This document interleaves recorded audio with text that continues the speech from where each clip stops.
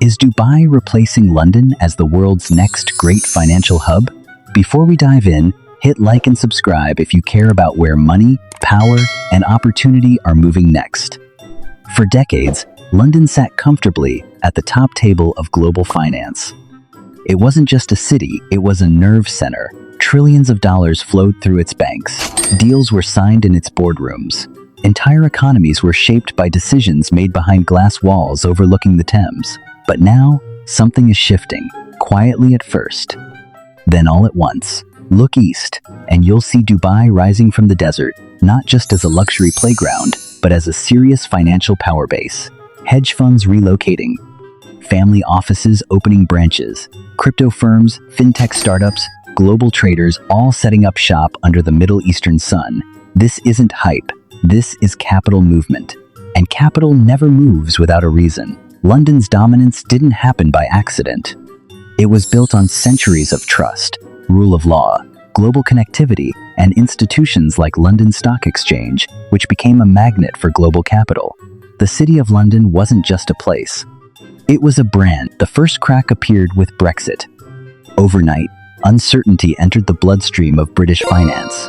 Banks started whispering about contingency plans. People who move markets began asking uncomfortable questions about visas, regulation, and long-term access to European clients. Then came the tax conversation. High earners in the UK started feeling squeezed. Rising taxes, tighter regulations, more scrutiny, more friction. None of this is inherently bad. Regulation protects markets, but money is emotional. Now compare that to Dubai's pitch. Low taxes, zero income tax for individuals, business-friendly policies, fast-track licensing, a government openly competing for global talent. It's not subtle.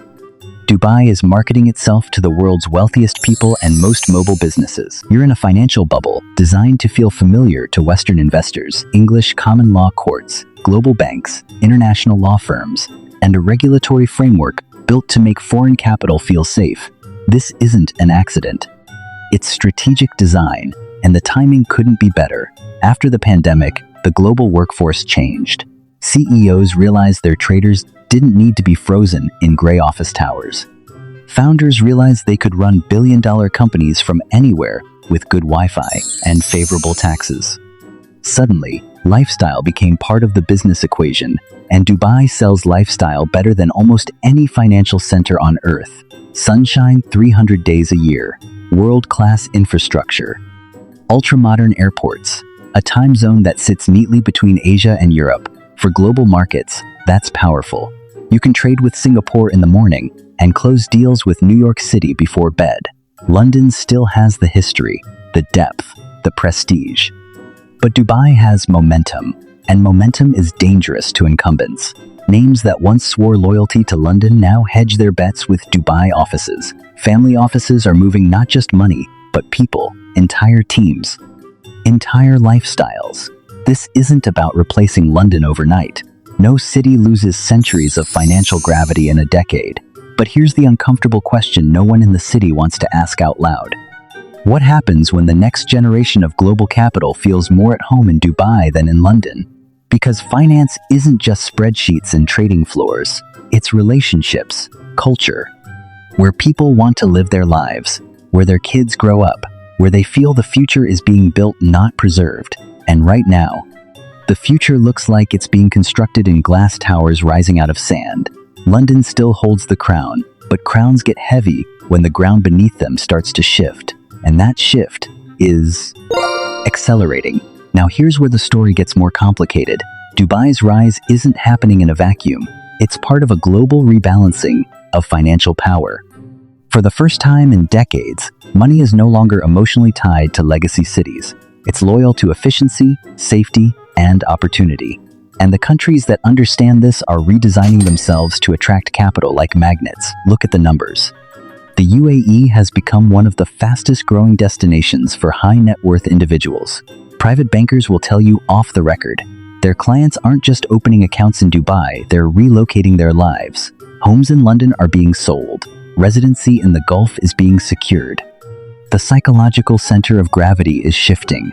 But replacing London isn't as simple as building shiny towers and offering low taxes. London's real power isn't its skyline. It's its legal system, its deep capital markets, and the quiet trust global institutions place in it. When billion-dollar disputes happen, firms still feel safer settling them under British law. When companies want credibility, they still list on the London market.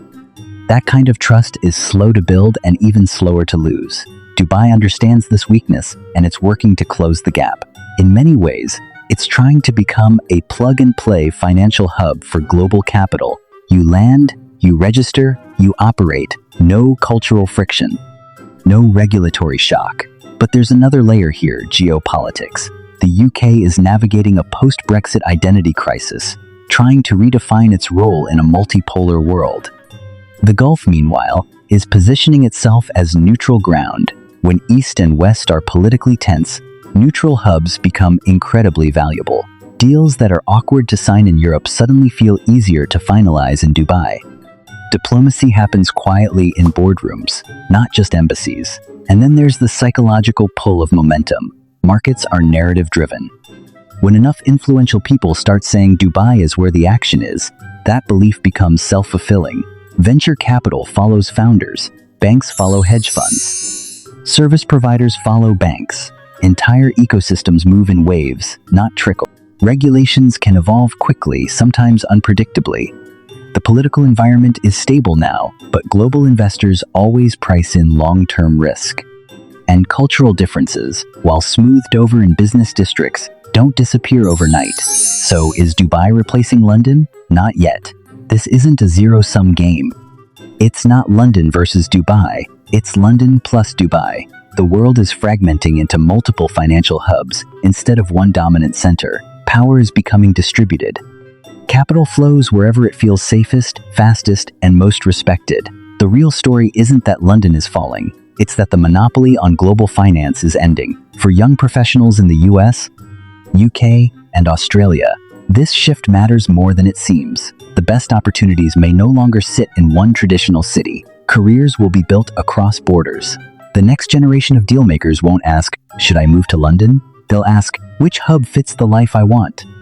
And that's the real disruption. Dubai isn't trying to steal London's past. It's trying to own the future. The question isn't whether London can survive this competition. It will.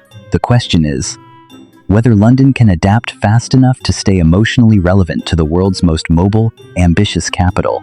Because in the end, finance follows people, and people follow the future. If this breakdown gave you a new way to see where money and power are moving, hit like, subscribe to the channel, and stay with us, because the next decade of global finance is going to redraw the map in ways most people won't see coming until it's already happened.